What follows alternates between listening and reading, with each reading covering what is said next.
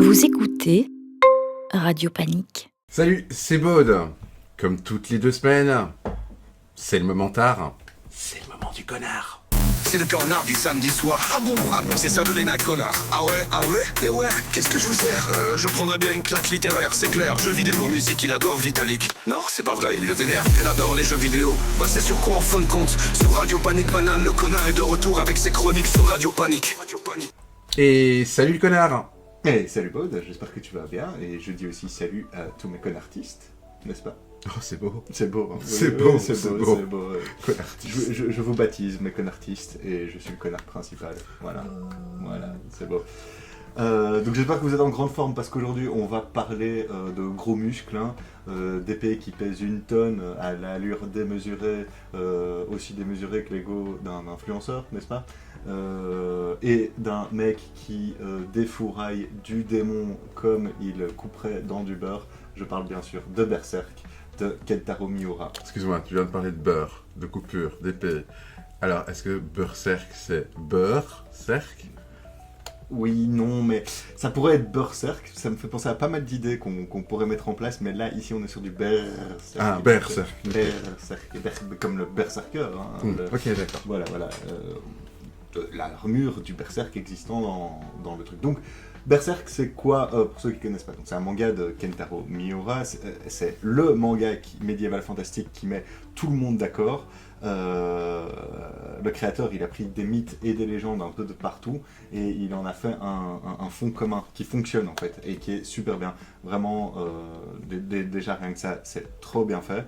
Et en plus, il met ça avec une critique sociale derrière. Et donc, il va utiliser son personnage principal, Guts, pour donner des mandales aux gros seigneurs corrompus, à des fanatiques religieux ou à n'importe quel paysan complètement perverti ou n'importe quel seigneur complètement perverti ou vassal dans ce monde médiéval, quoi. Alors Berserk, sur fond de baston épique avec des démons qui veulent jouer aux dieux, c'est aussi un vrai buffet d'horreur, mais de réflexion. Et c'est ça qui fait vraiment du bien, mais tout ça c'est servi sur un plateau de tripes. Pour ceux qui ont passé leur vie sous un caillou, je vais essayer de vous résumer Berserk vite fait. Ça raconte donc l'histoire de Gus, qui est un gamin qui est retrouvé par une troupe de mercenaires sous sa mère pendue, hein, littéralement dans une mare de sang et de tripes. C'est charmant, hein, comme petit début de vie, je trouve. Il va récupérer par ces mercenaires qui vont l'utiliser comme une arme dès qu'il est capable de tenir une épée. Il doit subvenir aux besoins de la compagnie. Mais comme Guts, c'est pas le genre de mec qui se laisse faire et que dès qu'il voit une montagne en armure, il dit « Toi, je vais te défoncer ton crâne », il devient mercenaire solo, avant de rejoindre la fameuse troupe du Faucon, qui est dirigée par le super charismatique Griffiths. Alors Griffiths, c'est une sorte d'androgyne avec des longs cheveux blancs, des lèvres pulpeuses, etc. Tant les hommes que les femmes l'admirent, il est vraiment admiré de tous, du peuple, et autant des pauvres que des riches. Vraiment, il attire une fascination. Qui, même Guts, finit par se laisser faire. Et là, ça va charcler à tout va. Guts ne fait pas dans la dentelle, il découpe du soldat comme tu coupes des mottes de beurre restées trop longtemps au soleil, hein, ça va par dizaines. Le gars, il devient même une légende vivante après avoir défoncé à lui seul 100 soldats pour protéger Casca, Casca étant la seule meuf de la troupe du Faucon.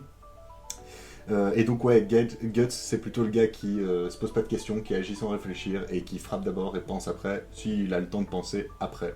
Et tout ça, il te fait gicler sur sang, boyau, rat et cerveau. C'est tout ce qu'on veut, c'est tout ce qu'on demande. Mais comme tout héros en quête de sens, parce que bon, Guts il en a un peu marre quand même des bains de sang, il finit par s'en lasser. Oui, c'est pas que ça tout le temps. Et là je vous fais des résumés pour pas trop spoil, parce que je suis gentil, je veux vraiment que vous découvriez ce manga par vous-même.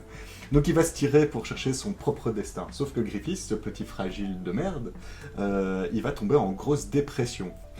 Alors bon, sa dépression quand même, il va baiser la fille d'un seigneur qui n'est pas très content, donc va l'enfermer dans un cachot et le torturer pendant 3 ans. Tu m'étonnes. C'est ça sa dépression, mais quand même, il a fait ça parce que Guts est parti. Je veux dire, c'est parce que Guts est parti qu'il a fait ça. Désolé, gros spoil.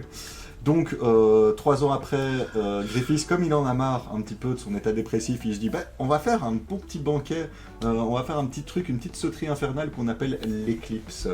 Et c'est là que Guts va perdre un bras et un œil, que Casca va perdre à peu près tout, sa dignité et sa raison, soyons francs, et que le reste de la troupe a plutôt bien servi au banquet. Je veux dire que voilà, ils ont gavé tous les démons alentour, ils se sont bien régalés. C'était très très chouette, très très belle scène, très bien dessinée. Voilà, donc après cette joyeuse boucherie, soyons francs, Guts se lance dans une quête encore plus sombre, celle de la vengeance de la troupe et de soigner Casca de son état qui a complètement craqué. Ceux qui ont lu le manga, ce pauvre Gueux, si je vous dis Gueux, eh ben vous pleurez, parce que c'est horrible de la voir dire Gueux pendant aussi longtemps. Dans ce manga, c'est vraiment très dur. Donc il est seul au début, et puis il va avoir une troupe de compagnons, parce que voilà, même un gros bonhomme qui a besoin qui charcle partout et tout, non, il a besoin d'amis pour un peu reposer son fardeau, sa haine et cette souffrance, il ne peut pas tout gérer tout seul. Il commence même à leur faire confiance, ce qui est très très rare pour lui, et ouais, les gros durs finissent par s'adoucir un peu. Alors, pourquoi faut-il Berserk pourquoi faut-il lire Berserk, me diras-tu, Baudouin?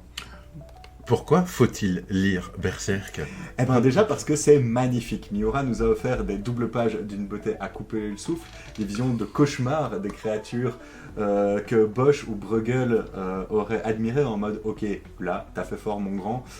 Ensuite aussi parce que Berserk c'est plus qu'un déluge de violence, c'est une vraie réflexion sur la dépression, notamment sur la solitude et sur le fait qu'on ne peut pas tout le temps avancer les dents serrées, qu'il faut parfois se reposer sur les gens alentours, se reposer sur des amis pour ne pas porter son fardeau seul avant que tout puisse s'effondrer. Et ça, c'est un message qui est quand même assez fort tout au long de la série et du mangas. En plus, ce manga a eu une influence de malade sur la pop culture, notamment dans le jeu vidéo. Si vous avez joué à des jeux comme la série des Souls, Dark Souls ou Elden Ring, sachez que vous devez en partie ses œuvres à Berserk. Hidetaka Miyazaki, donc le créateur des Souls, a lui-même avoué s'être inspiré largement de Berserk. Et donc Guts et sa grosse épée, c'est un peu le papa spirituel de tous les héros solitaires dans tout. Pardon le micro, dans tous les mondes où tout le monde te veut du mal, parce que c'est ce genre de jeu. Le seul bémol, et je vais presque finir par ça, c'est que Miura nous a quittés en mai 2021. Mais, ça fait mal, mais vous en faites pas, parce qu'il y a son meilleur ami qui a pris la relève avec les assistants de Miura. Et le tome 42 est enfin sorti, donc c'est le premier qui est sans Miura.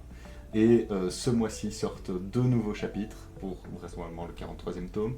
Donc ça continue. À défaut d'avoir la vraie patte de Miura, on aura au moins une fin. Donc, si vous n'avez pas encore lu Berserk, bougez-vous le cul. Et c'est pas un conseil, c'est pas une recommandation, c'est un ordre.